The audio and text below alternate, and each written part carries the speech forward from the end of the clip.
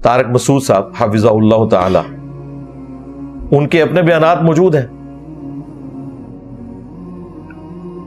لیکن شکر ہے کہ اب انہیں سمجھ آئی ہے، لیکن ابھی بھی انہوں نے اعلانیہ اپنے ان بزرگوں کے فتووں سے رجوع نہیں کیا، بلکہ وہ اب ایک اور بات بیچ میں ان کے حمایتی چھوڑ رہے ہیں کہ جی گستاخی کی نیت سے اگر کوئی گستاخی کرے گا تو اس کی توبہ نہیں ہے، اور اگر کسی کی گستاخی کی نیت نہیں ہے وہ جتنی مرضی بڑی گستاخی کر لے اس کی توبہ قبول ہے۔ دیکھو مولوی بیچ میں سے کتا حلال کرنے کے لیے کیسے پوائنٹ نکالتا ہے۔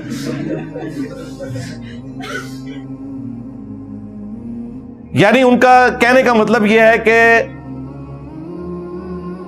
جو پھر میں محاورہ بولوں گا تو برا لگے گا کہ ساڈا کتا کتا تے تہاڈا کتا ٹومی، ہاں ہم ان کو یہی گلہ دے سکتے ہیں، انہوں نے اپنے کتے ٹومی بنائے ہوئے ہیں، باقیوں کو یہ کتے کہتے ہیں۔ اس طرح کرنے سے تو مسئلہ حل نہیں ہوگا۔ بہرحال اس ایپیسوڈ میں سے ایک خیر نکلا ہے کہ ان کے اپنے فرقے کے علماء نے بھی یہ مانا کہ جی مفتی صاحب نے توبہ کر لی ہے، لہذا اس معاملے کو چھوڑ دیا جائے۔ ایون بریلوی فرقے کا وہ ہارڈ لائنر مفتی حنیف قریشی، جس نے ممتاز قادری کو نمک حرامی کے اوپر ابھارا تھا کہ وہ اپنی ڈیوٹی کے ساتھ نمک حرامی کرے اور اس شخص کو قتل کرے کہ جس کی حفاظت کے اوپر وہ مامور تھا۔ اگر مجاہد ملت بننا ہے تو بھائی نوکری سے استعفیٰ دو، اور پھر کوئی اس قسم کی ایکٹیویٹی تم نے کرنی ہے تو کرو، نمک حرامی نہ کرو۔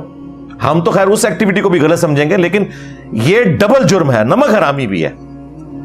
اس نمک حرامی کے اوپر ابھارنے والا ممتاز قادری کو مفتی حنیف قریشی، وہ اب اتنا ماڈریٹ ہو گیا ہے، اس کا بھی بیان آیا ہے باقاعدہ کہ جی مفتی طارق مسعود صاحب نے توبہ کر لی ہے، لہذا معاملے کو اب ٹھپ کر دیا جائے۔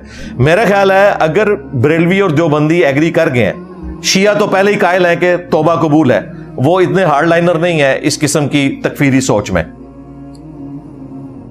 رہا اہل حدیث کا مسئلہ تو وہ تو آج کل ویسے ہی دیوبندیوں کی گود میں بیٹھے ہوئے ہیں، حالانکہ ان کا یہ موقف نہیں ہے۔ یہ سارا فتنہ دنیا میں گستاخ رسول کی سزا کے حوالے سے کھڑا کیا ہوا یہ امام ابن تیمیہ کا ہے۔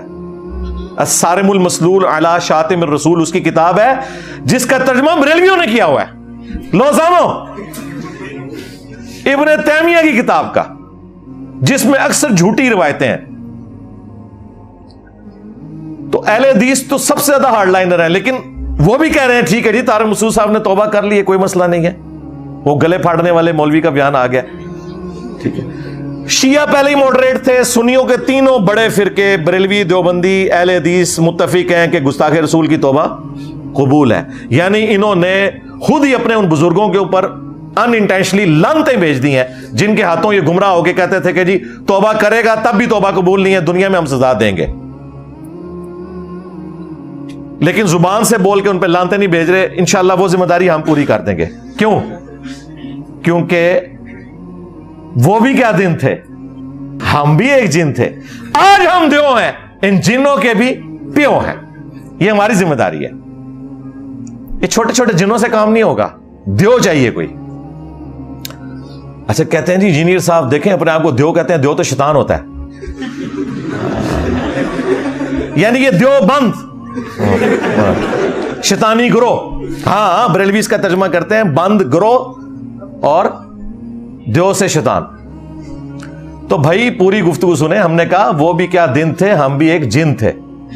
تو جن آپ کو کہہ رہے ہیں نا، تو یہ اگر آپ نے اس کو شیطان ماننا ہے تو چھوٹا شیطان آپ بھی ہو، کیونکہ میں نے کہا ہم پہلے جن تھے، یعنی بریلوی دیوبندی اہل حدیث ہم رہے ہیں تو اس وقت ہم جن تھے، تو اس کا مطلب ہے آپ بھی شیاطین ہو، اگر یہ مطلب لینا ہے۔ ہم تو تفنن کے طور پہ یہ بات کر رہے ہوتے ہیں سمجھانے کے لیے، وہ میری طبیعت ہے، میں اپنی گفتگو اس طریقے سے بھی کنوے کرنے کی کوشش کرتا ہوں۔ تو 27 جو آئینی ترمیم آ رہی ہے، میں تو گورنمنٹ سے ریکویسٹ کروں گا، پرائم منسٹر سے بھی اور ان کو لانے والوں سے بھی جو اب مولویوں سے تنگ آئے ہوئے ہیں، اور فتنہ الخوارج کی ٹرم ہمارے آرمی چیف یوز کر رہے ہیں۔ میرا خیال ہے فتنہ الخوارج سب سے بڑا یہ مولویوں کا طبقہ ہے، جنہوں نے توہین مذہب کے نام کے اوپر 295C کو مس یوز کر کے مسلمانوں کی زندگی پاکستان میں اجیرن بنائی ہوئی ہے. اس ملک کو انہوں نے رہنے کے قابل نہیں چھوڑا. تو توبہ کی شک 295C میں ایڈ ہونی چاہیے. اس پہ بھی میں مولانا فضل الرحمان صاحب سے ریکویسٹ کروں گا کہ اب تو آگ آپ کے گھر تک پہنچ چکی ہے, تو مہربانی کریں یہ ایک نیکی کر دیں پاکستانی قوم کے ساتھ. جہاں آپ نے یہ سود والا ایشو ریزالو کیا ہے تو اس مسئلے کو بھی ریزالو کریں. ہم نہیں کہتے قانون کو بدلیں, اگرچہ یہ قانون فقہ حنفی کے تحت ویسے ہی فراڈ ہے, فقہ حنفی کے تحت.